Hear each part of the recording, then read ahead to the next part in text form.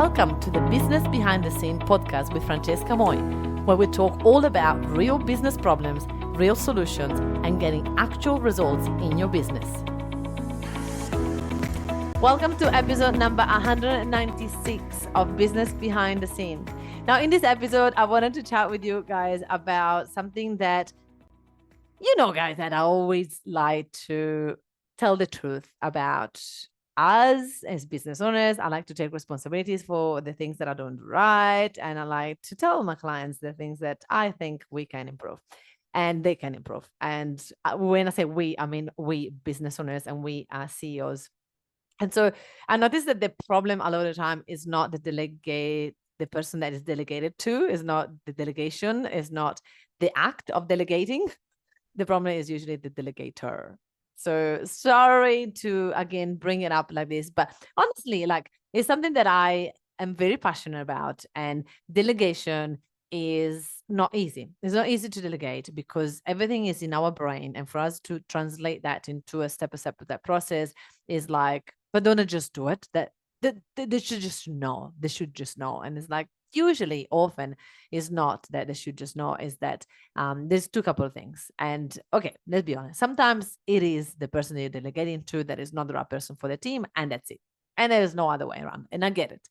But most of the time is that we as CEO don't give enough time, structure to the person, and we usually set them up for failure, which then creates a lot of stress for them and a lot of non-confident for them on their side, and also on our side. Like we feel like I'm not good at, I hear this phrase all the time, I'm not good at being a leader. It's just faster if I work on my own. And I'm like, gosh, no, don't do that to yourself. Don't punish yourself because you haven't mastered the delegation. Just learn how to master it. Learn how to become the best delegator. Don't just give up on the fact that you can have your life back. And for me, that is so important. And I was talking to one of my team the other day, and I was like, listen, I don't want to do anything. I just want to lead the team. I don't want to do anything. And this person was like, I've noticed. And I'm like, yeah, but it's not a negative thing. It doesn't mean that I'm lazy. Doesn't mean that I'm not, that I'm someone that is like, I want to use people. It's like, I know my worth and I know what I can bring to the business if I have my hands free. If I'm stuck in doing all the little things, my brain space is not going to be there to be able to bring the business forward. If I'm stuck in the day-to-day, if I'm stuck in the micromanaging people, if I'm stuck in the doing because someone didn't do it right enough, then all of those things are going to bring the business down, and it's my fault. So I want to make sure that I free myself up, that I work on the business. Like, one of the things that brings me so much joy is to come to meetings and tell my team, tell me what to do. What do I need to do? Okay, let's do it. What is that? What is next? What do you want me to do? And the reason why I do that is because I don't want to use my brain for things that I not where my brain should be used at, right? My brain should be used into making decisions, which is exhausting by itself. My brain should be used to moving the business forward. My brain should be used to what it is good at, which is being the CEO. My brain should not be used into the little things. So I love to have go into meetings and be like, okay, what's next? Okay, done. What else do you want from me? Okay, what else? Right. And I've always bring back to my team that it's their responsibility to tell me what's next, to tell me what to do. That's because we have created so many procedures, so many strategies, so many things that they by now know exactly where to go next. So we need to really remember the underlying problem of the delegator, right? We sometimes don't communicate well. Sometimes we just throw things at our team.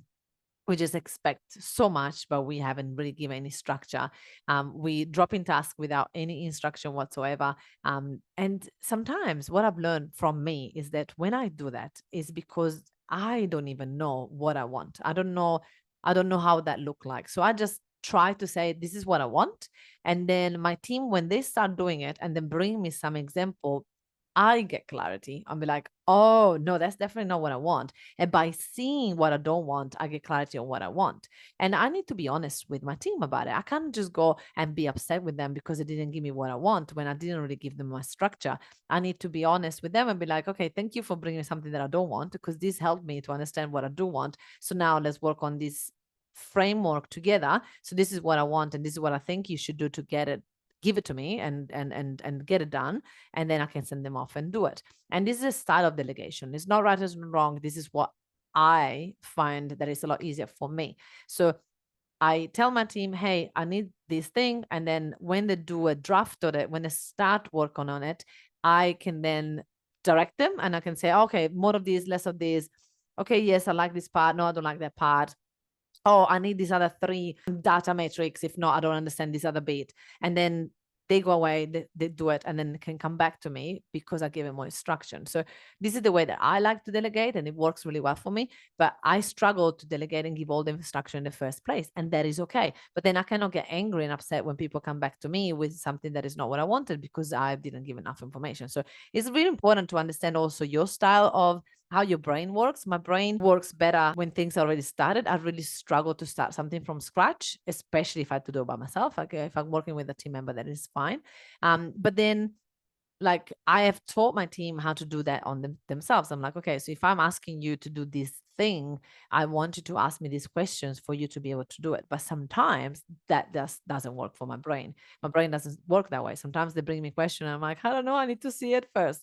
I'm very visual, and sometimes I need to see something for me to realize if that is something that I want or I don't want. And again, there's no right or wrong. You need to understand what type of delegator you are and then embrace it and then create a strategy for you, for yourself.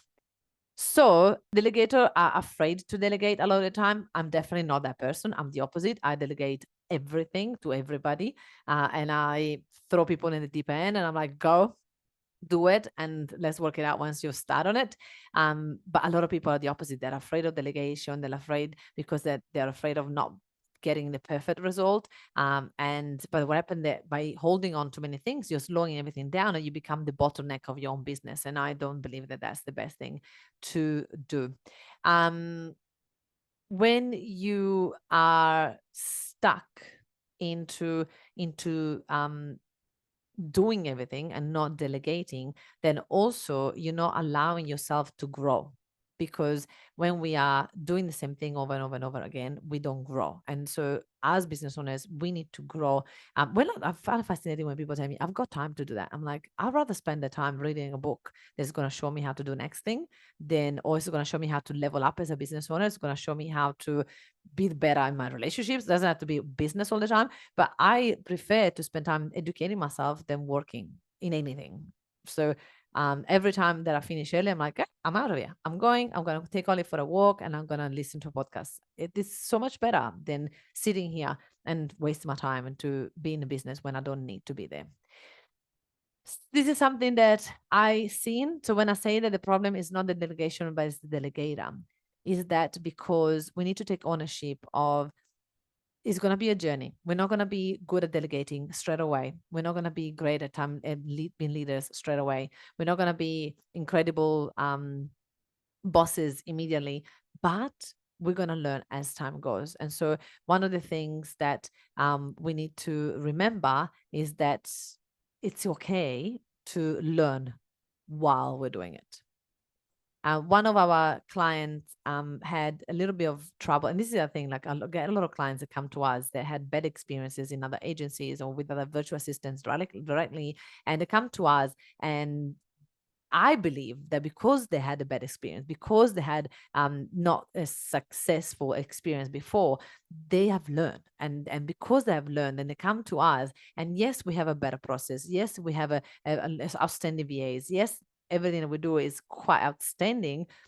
But also the fact that people come to us when they already have failed a few times is fantastic, because they have already have learned what not to do and they know a little bit more with what to do. So it's quite priceless to understand, as together we can create so much more powerful delegation when we have had a bit of experience in delegation. Now, I'm not saying that if you have never delegated, you're going to fail for sure, because it's not the truth, but we need to remember that.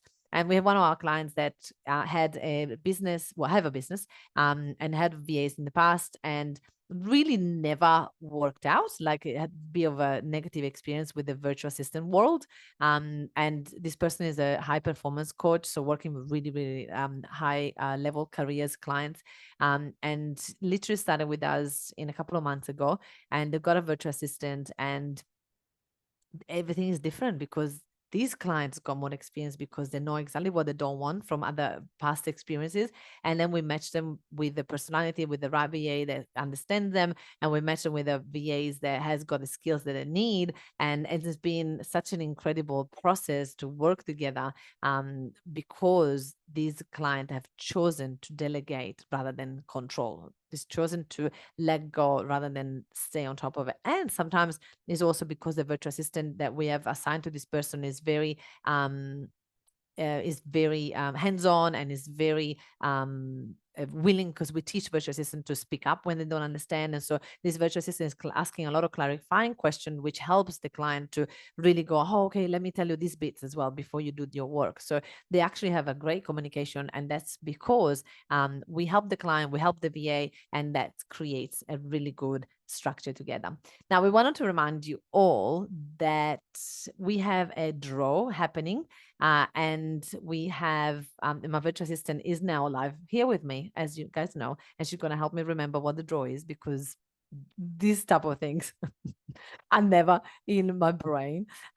So next episode on 198, we're going to be announcing the draw winner.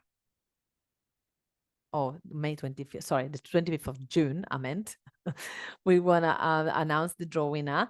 And in this draw, you will win over $3,500 of value. You win a ticket to my conference, my Level Up conference in Brisbane. You win my time management course. You win a mini course on how to delegate. You win a live masterclass with me where you get a coach on how to delegate. You win 10 hours for free with a virtual assistant. You get to have access to 100 tasks to delegate a virtual assistant, depending on what industry you are in.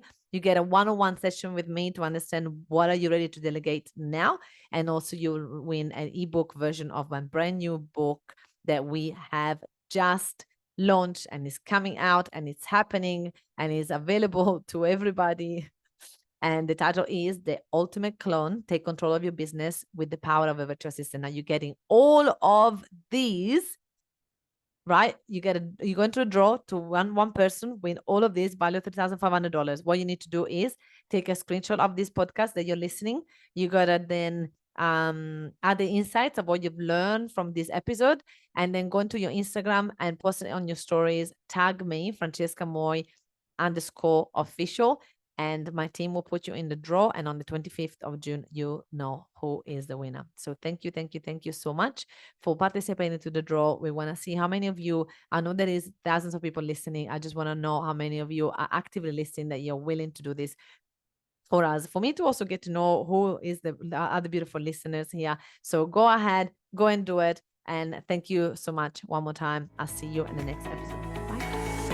Thank you so much for listening to this amazing podcast. Now, if you enjoyed this, you're definitely going to love my Facebook group, where I've got over 11,000 people in it, and they're all business owners successful like you. It's called the Successful Entrepreneur Lounge, and in there I do classes every week, and I get to interview my clients, and I get to teach you all the things that I've done to get my business to 100K plus a month.